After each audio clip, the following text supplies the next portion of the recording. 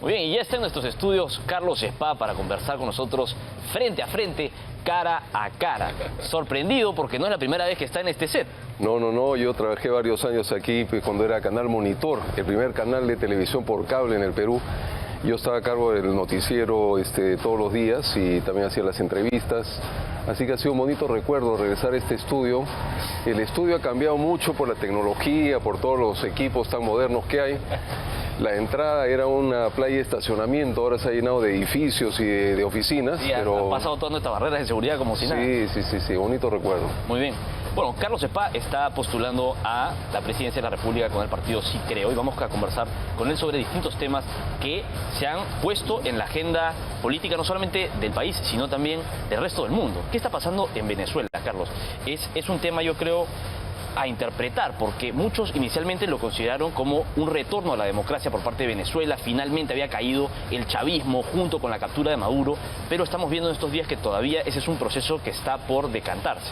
Es un proceso, evidentemente, no tiene que ser un proceso que tiene que ser llevado a cabo de manera ordenada, pero lo que es interesante es el nivel de fariseísmo y el nivel de hipocresía de muchos dirigentes que durante muchos años guardaron silencio vergonzoso en relación a la pérdida de soberanía nacional de Venezuela, a la renuncia a la soberanía nacional en Venezuela en favor de China, en favor de Rusia, en favor de la penetración de los iraníes. Ahí esa gente se mantuvo completamente en silencio, no dijeron absolutamente nada. Viajaban a Venezuela pagados por ese régimen dictatorial, decían que había una democracia. Guardaron silencio en relación a los de 10.000 muertos, 10.000 asesinados por el régimen de Maduro y el régimen de Chávez, cuando salían multitudinariamente la gente a las calles y pasaban estas motocicletas y ametrallaban a la gente que estaba saliendo a protestar de manera pacífica. Ahí guardaron silencio y ahora pretenden de la noche a la mañana que en una semana se restablezca la democracia, que la señora Corina Machado esté en la presidencia, claro, que todo funcione de manera suave, bonita. Es un nivel de fariseísmo e hipocresía muy grande. Ahora, ¿por qué se da esta situación con los hermanos Rodríguez y con María Corina Machado? Uno podría esperar que finalmente interviene Donald Trump, interviene el gobierno de los Estados Unidos y, bueno, pasa al gobierno Edmundo González con María Corina Machado y se restablece lo que los ganadores de la elección de 2024, pero están ahorita con Delcy Rodríguez, con Jorge Rodríguez en el Parlamento. Pareciera que el chavismo todavía continúa. Hay un proceso de transición, evidentemente. Esto no ha sido una invasión, esto no ha sido al estilo de la intervención de Estados Unidos en Panamá, ¿no? Donde salió el régimen completamente y se estableció un reemplazo en un plazo relativamente corto. Aquí lo que ha sido la extracción quirúrgica de un señor, de un dictador, que es el señor Maduro. Y ahora viene un proceso de transición, porque la sociedad venezolana está penetrada por agentes cubanos, está penetrada por los rusos, por los chinos, por los iraníes, y entonces tiene que haber un proceso de transición ordenado. No se trata tampoco de generar una situación de vacío, de caos, de enfrentamientos, de violencia entre diferentes bandos, que es lo que se podría producir. Entonces yo creo que lo que Estados Unidos está tratando de hacer en conversación con este régimen es un proceso de transición más o menos ordenado, ¿no? Ahora, ¿cómo interpretar las acciones de Donald Trump y del gobierno norteamericano, ¿no? Porque pareciera en un momento se habló y se criticó de parte de algunos medios en Estados Unidos que esto responde a la doctrina Monroe que está tratando de imponer Trump en América Latina, sí, frente al control, ¿no?, de los distintos países, sí, que estaban fuera de control, algunos, ¿no? Sí. Y pareciera que esto es una acción por tratar de remediar lo que está ocurriendo en Venezuela, pero también algo que el Departamento de Justicia ha catalogado como, una vez más, la captura de un prófugo de la justicia norteamericana. Entonces, ¿qué estamos viendo acá? ¿Trump está tratando de tomar o retomar el control de América Latina, tú crees? Mira, la doctrina Monroe, que fue implantada por el presidente Teddy Roosevelt, ¿no?, a inicio del siglo XX, que era la política de las cañoneras, se llamaba, ¿no?, el gunboat diplomacy, o sea, la política del garrote, ¿no? Claro. Eso generó que Estados Unidos a inicio del siglo XX interviniera en alrededor de 30 y tantas oportunidades, mandando efectivos militares, sobre todo al Caribe, a Centroamérica. ¿Por qué? Porque las potencias europeas en aquel entonces querían tener una influencia muy fuerte, muy grande en América, ¿no? Entonces, por ejemplo, los franceses querían controlar el canal de Panamá, los alemanes querían controlar el sistema ferroviario en México, los británicos apoyaron a Chile en la Guerra del Pacífico para apoderarse de Salitre contra el Perú. Entonces, frente a eso, se estableció la doctrina Monroe, que era América para los americanos, o sea, para detener a estas potencias imperialistas europeas de intervenir en América del Norte y del Sur y del Centro. Bueno, lo que hemos visto en los últimos años es que ciertos países, señaladamente el caso de Venezuela, han entregado la soberanía de sus países a otras potencias, al caso de China, al caso de Rusia, al caso de Irán, que es un país que promueve el terrorismo a nivel internacional. Entonces, frente a eso, América Latina lamentablemente ha caído también bajo la influencia de organizaciones criminales, transnacionales, promovidas por estas potencias que buscan desestabilizar. Pero como ellos los han catalogado, ¿no? El Tren de Aragua, el Cártel de los Soles, etcétera, ¿no? El narcotráfico internacional, el tema de la minería ilegal que destruye, en el caso peruano, cientos de miles de hectáreas de bosque prístino en La Pampa, en Madre de Dios. Y entonces, frente a eso, Estados Unidos evidentemente está asumiendo una posición de fuerza, pero todavía es muy temprano, desde mi punto de vista, pensar o anticipar que es el retorno de la doctrina Monroe al hemisferio, ¿no? Me parece que todavía eso está por verse, ¿no? Ahora, el petróleo es inevitable mencionarlo, ¿no? Y lo que está ocurriendo con los buques que están interceptando y los anuncios que están dando por parte de los Estados Unidos. El secretario de Estado, Marco Rubio, ha dicho que su país está a punto de cerrar un acuerdo para tomar decenas de millones de barriles de petróleo venezolano y venderlos al mercado a precio de mercado y regular, de cierta forma, lo que está ocurriendo con este recurso estratégico, como ellos lo han dicho. O sea, hasta entre 30 y 50 millones, ¿no?, de barriles va a adquirir Estados Unidos de Venezuela. O sea, lo va a adquirir, lo va a vender a precio de mercado y luego va a establecer una relación comercial. Es un recurso estratégico para Estados Unidos. Mira, Estados Unidos es el principal productor de petróleo en el mundo. Sí. El que tiene las mayores reservas en el mundo de petróleo es Estados Unidos. De manera que Estados Unidos en este momento realmente no necesita ese petróleo, ¿no? Y con el precio del petróleo tan bajo en este momento tampoco es que sea un gran negocio para Estados Unidos. Esto es un tema de todo el petróleo que Venezuela había vendido a futuro a China. O sea, esta es una pugna entre Estados Unidos y China. Y entonces vamos a ver cómo se resuelve eso desde el punto de vista comercial. Pero evidentemente el peso del petróleo en este momento no es tanto un peso económico, sino básicamente geopolítico. Claro. Ahora, hablando de geopolítica, se plantea como una situación en América Latina, esta disyuntiva entre las potencias, ¿no? Quizá es el concepto de realpolitik, ¿no? Es China, es Rusia, es Estados Unidos, ¿con quién se para uno al costado, ¿no? Y en ese sentido creo que vale la pena profundizar un poco en la posición del gobierno peruano, ¿no? Debemos nosotros estar junto con todas estas políticas que se plantean por parte de Estados Unidos frente a Venezuela y frente al control de distintas cárteles de narcotráfico, terroristas, etcétera. O sea, tú has usado una palabra muy buena acá que es realpolitik, ¿no? O sea, nosotros vemos, por ejemplo, a la señora Delcy Rodríguez. La señora Delcy Rodríguez hasta la semana pasada era una chavista, lanzaba unos discursos inflamados, antiimperialistas con los Estados Unidos, se llenaba la boca de esos discursos para, de alguna manera, disfrazar la situación de dictadura y violación de derechos humanos que había en Venezuela, y ahora es la principal colaboradora del presidente Trump. Hasta el día de ayer, el presidente de Colombia, el señor Gustavo Petro, se llenaba la boca diciendo que Trump y que Estados Unidos, y lo primero que ha hecho ha sido agarrar el teléfono y llamarlo por teléfono para ponerse de acuerdo con él. Claro. Entonces, esa es la realpolitik, ¿no? Entonces, en ese concepto y en ese marco, el Perú, por supuesto, que tiene que hacer respetar la soberanía nacional, tiene que tener una política exterior de defensa de sus intereses, no de cualquier interés de otro país, sino de sus intereses.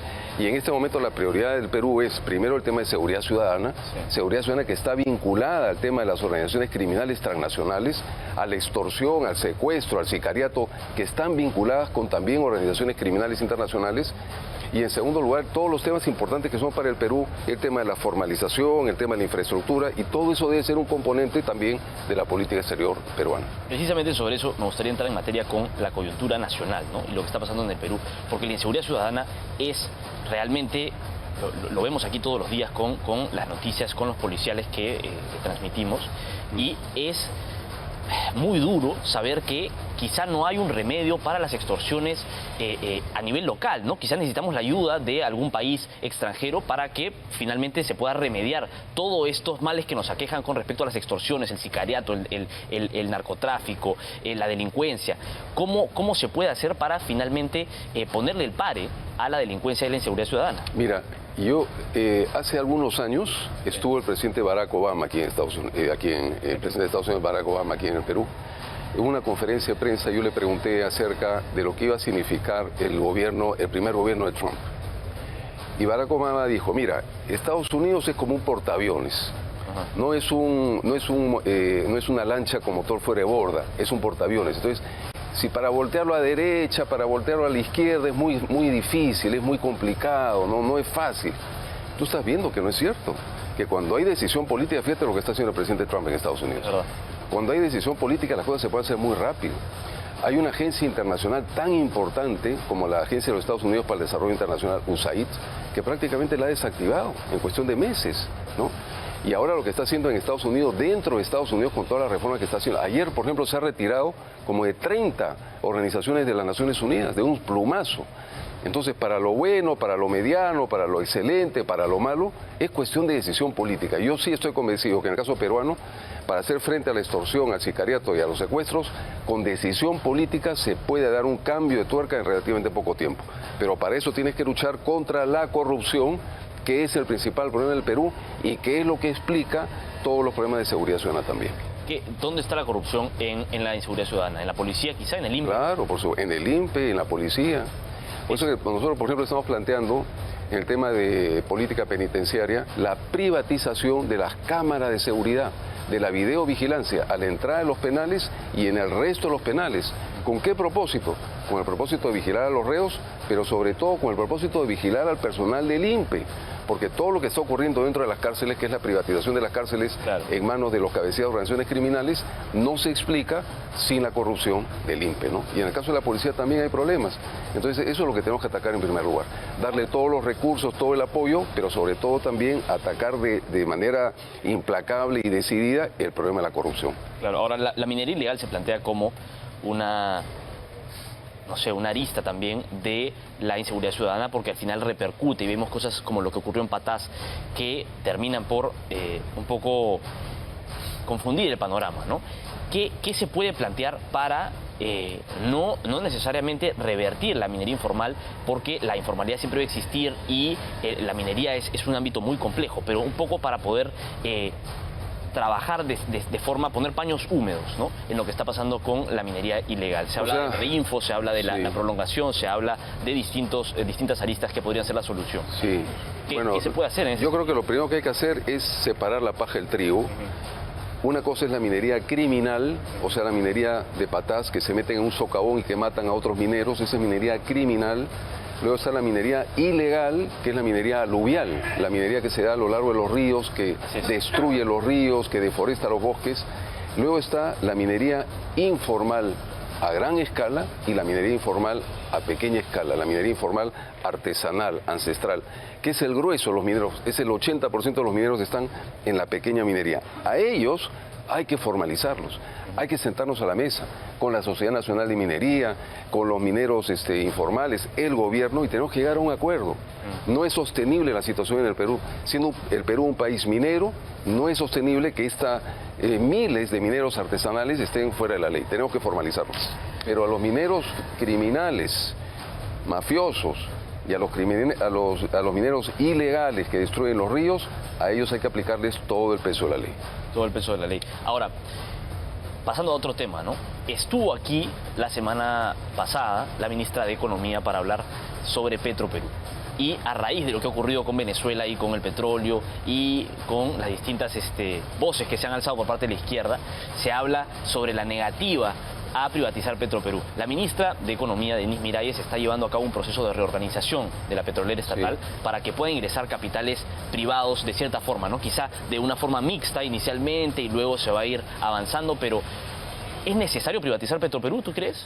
Mira, yo no quiero, tener el pecado de Adán, ¿no? Pero yo esto que están planteando ahora este gobierno, yo lo vengo diciendo ya hace más de un año y medio. O sea, el caso de Petroperú es un caso que tiene diferentes unidades de negocio. O sea, están los grifos, está el oleoducto, está el terminal de Bayóvar, de los fosfatos, está la refinería de Talara, están los grifos, ¿no? Y están los edificios. Entonces yo digo, los edificios, los centros sociales, recreación, el edificio de San Isidro, hay que privatizarlo. Es increíble la cantidad de bollerías que tienen los funcionarios de Perú, ¿no? Yo no sabía, no tenía el detalle, pero ayer hemos estado haciendo un reportaje para Contracorriente que ahora lo vamos a pasar en unos minutos.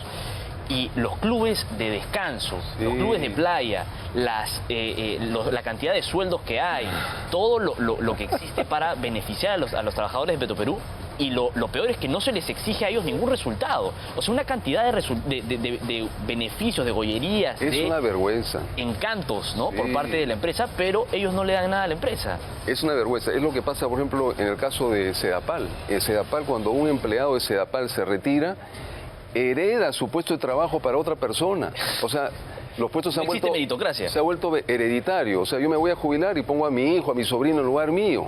Siendo eso el Estado, es Sedapal, ¿no? Bueno, en el caso de Corpac también es otro caso escandaloso, en el caso de Petroperú lo mismo. Entonces, todos estos tenemos que privatizar, el edificio de San Isidro, los centros recreacionales, todo eso privatizar.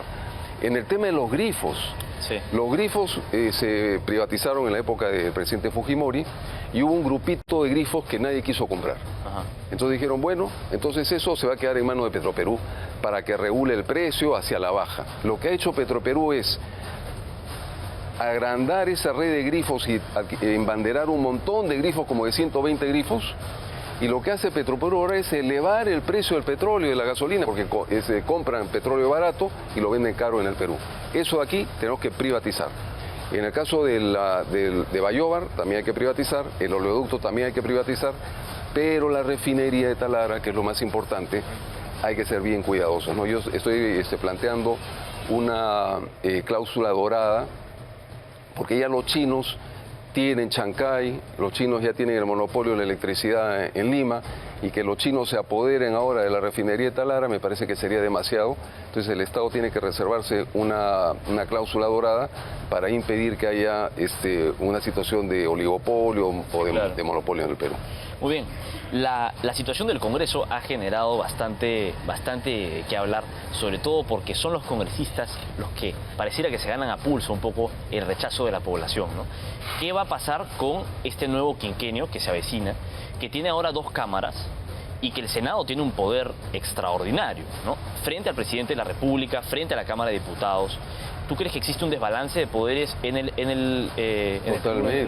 Totalmente, completamente. Mira, de acuerdo a la Constitución, el Perú es un sistema presidencialista. Y en los últimos 25 años nos hemos convertido en los hechos en un sistema parlamentarista. O sea, los presidentes cambian, los sacan, los meten presos y el Congreso hace lo que le da la gana y el Congreso no responde ante nadie.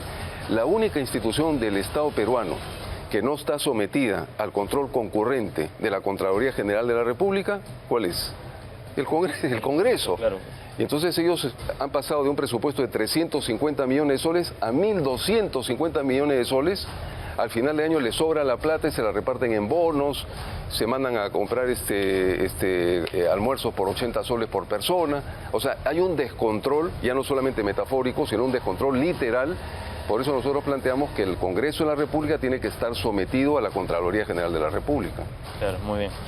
Para cerrar, quería que nos puedas un poco esbozar, y me parece muy importante, tu postura frente a la izquierda, que en estos momentos se plantea recalcitrante frente a todas estas propuestas que se están dando y estos quizá acciones por parte del gobierno frente a la privatización de Petroperú, frente a los comunicados contra Venezuela. ¿Es esta una izquierda caviar? ¿Es una izquierda, cómo la definirías tú, esta izquierda a la que tú te vas a enfrentar en las próximas elecciones? Yo me enfrento directamente con la izquierda extremista. Para mí el problema es la izquierda extremista, la izquierda comunista, la izquierda que habla de refundación, la izquierda que habla de asamblea constituyente, la izquierda que quiere destruir la democracia en el Perú. Para mí esos son realmente los adversarios y entonces yo me voy a enfocar en ellos, ¿no? Y esa es la razón por la cual nosotros hemos decidido participar en política, ¿no? Para hacer frente a esa izquierda comunista que quiere que el Perú regrese a las tinieblas, al pozo negro de Venezuela, de Nicaragua, de Cuba. Esos son los verdaderos adversarios y todos los demás, en la medida que respeten las reglas de juego y la democracia, me parece muy bien, pero los verdaderos adversarios son ellos, ¿no? La izquierda comunista. Muy bien, para cerrar, solo quiero hacerte una pregunta corta. ¿Cómo ves el desempeño del presidente de la República, José Gerí? Bueno, yo creo que el presidente Gerí tiene 2 objetivos fundamentales, porque él es un presidente transitorio, él es un presidente provisional, entonces él tiene que asegurarse, en primer lugar, de hacer frente al tema de inseguridad ciudadana de la mejor manera, con todas las armas que él pueda tener, y en segundo lugar, asegurar un tránsito limpio, transparente, para que las elecciones del próximo año, o para que las elecciones de este año, sean elecciones libres y justas, ¿no? En la medida que él cumpla con esos 2 objetivos, su tarea va a estar bien cumplida. Muy bien, muy bien. Carlos, muchísimas gracias. Te agradezco. Muchas gracias a ti por la el espacio invitación y por permitirme regresar otra vez a los antiguos estudios de Monitor, ¿no? Y ahora Huilas Televisión. Por supuesto, estamos seguros que vas a estar acá más seguido ahora que empieza la campaña electoral, porque tú ya empezaste campaña, ya empezó la campaña electoral. Sí, sí, claro. Para todas las listas de Sí Creo, ya están ustedes en modo campaña. Estamos en camino, sí. Muy bien, vamos a comprometerte entonces a que vengas a los debates que vamos a plantear más adelante. Excelente. Más adelante, eso es muy importante. Muy bien.